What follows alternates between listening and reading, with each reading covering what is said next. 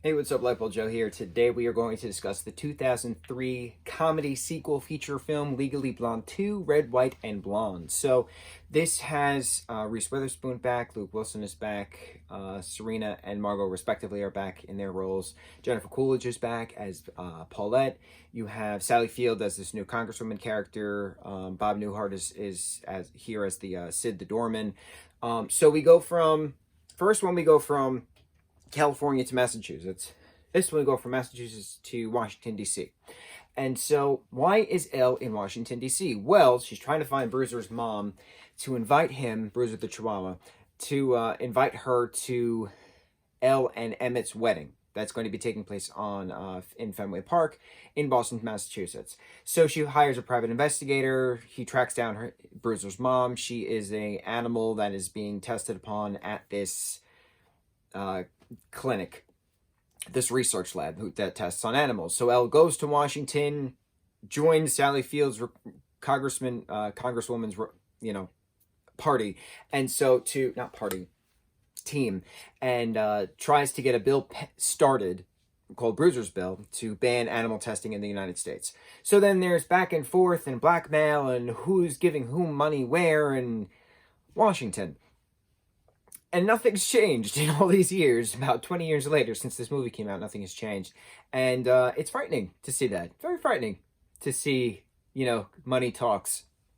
But in the very slim chance of a grassroots uprising, if you will, the revolution that we all know and love, the rebellion as we all know and love, referenced in Star Wars numerous times, obviously, but in the real world as well, seeing the other side of it, if you make enough noise, people will listen. So it's another interesting perspective on it. Regina Hall is in this as well. So it's neat seeing Regina Hall go from 03's Legally Blonde 2, Red, White, and Blonde to 2004's Miss Congeniality 2.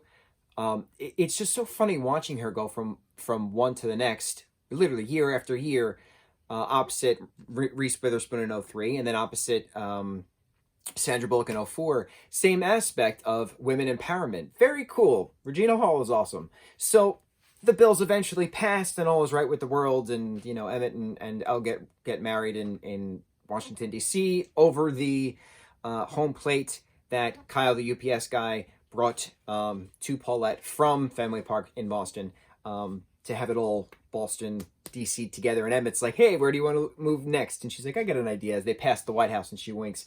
Hysterical. Legally Blonde 3 has been in the works for quite some time. We've all heard rumors Elle's going to be president, but how does she get there? How does she get to the White House? What does a White House run President Elle Woods work? How does that work? Having all of the Delta News sisters from all over the country come together to explode the phone bank to get the 218 votes needed for Bruiser's bill. It's pretty cool. Grassroots. Pretty cool.